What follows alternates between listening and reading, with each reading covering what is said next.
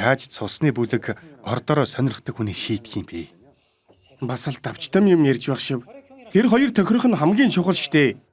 Дөрвөн төрлийн цусны бүлэг байдаг. Тэгэхээр ердөө дөрвөн төрлийн хүн л байдаг гэсэн үг. Үгүй. Цусны бүлэг 4, орд 12 байдаг. Бас таны төрсөн өдрөөс хамаарч чамд 2 ордны сонголт байдаг. Тэгвэл 24.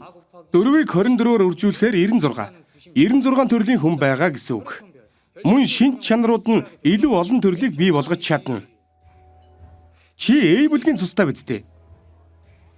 Яаж мэдсэ? Тэгээд л чи бүх зүйлийг нухацтай авч үздэг. Чиний орд юу юм? Ордоо мэдэхгүй. Чи 5 дугаар сарын хэдэн төрлөө? 5 дугаар сарын 16. Үхрийн орд. Аргагүй л юм байна. Уян хатан чанаргүй. Адал явдлын мэдрэмжгүй. Тэр үнэ. Харал та, шинжлэх ухаан гэдээ бахад таны цусны бүлэг орд төрсөн он сар өдөр гэдээ орвол баг статистик гэсэн үг. Чи жинхэнэ хувь тавилан гэж мэдэхгүй.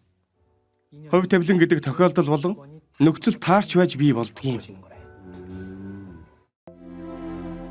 Үргэлжлэлийг видео сангаас